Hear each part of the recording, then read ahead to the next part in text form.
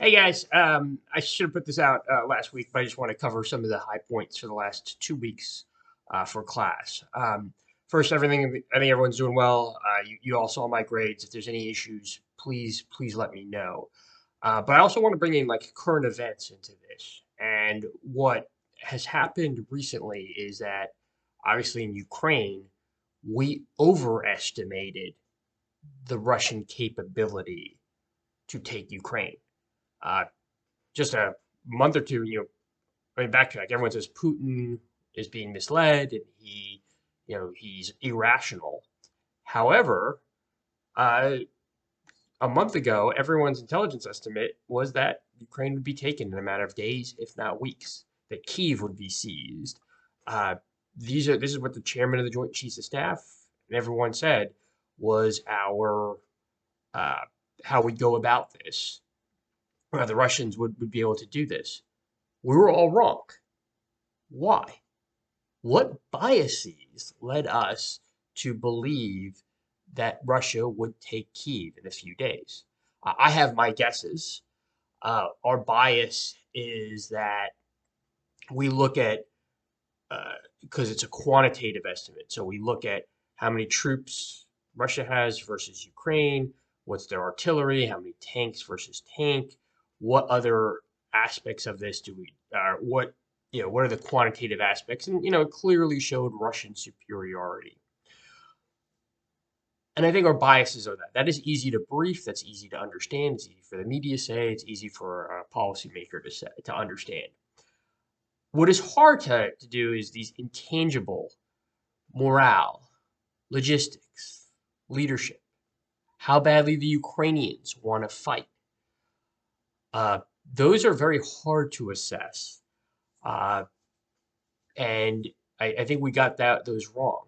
What I think we also fail to assess is we have a bias at looking at hardware.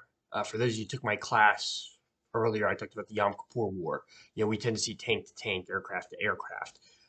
We don't have our asymmetries to look at tank to anti-tank weapon, aircraft carrier to ballistic missile, anti-ballistic missile, which will be important in the South China Sea scenario. So that's kind of our or how we underestimated the Ukrainians and overestimated the Russians. And I just want to just take away, we all are happy that Russia folded and this was an easy walk, but sometimes overestimating your enemy has its own problems. You're giving them too much credit. Maybe if we had properly thought about Russians' intentions, that we could have uh, convinced Putin or signaled to him that any invasion would result in horrendous forces and humiliation to him. And if we had said that publicly, Putin might have thought twice about invading Ukraine, and we might have avoided this issue coming up, or avoided all the death that we've seen. So, uh, this class is just esoteric. It actually has a real world implication. So I just want to cover a couple questions about the pollution, the water fertilizer pollution statement. A lot of you, said the first answer. The problem is with pollution, but there's other problems there that you guys, you have to peel the onion a little bit back further about local control of government and inability to control downstream effects on what goes on upstream. So I wrote that in a lot of your discussion points. So just as we go through this scenario, keep that uh, in mind. And finally, attached below this is a South China Sea explainer that I didn't have in, but I think is a very good explainer. A little old, but it's still relevant to why China is setting up those islands, why they want dominance in the South China Sea.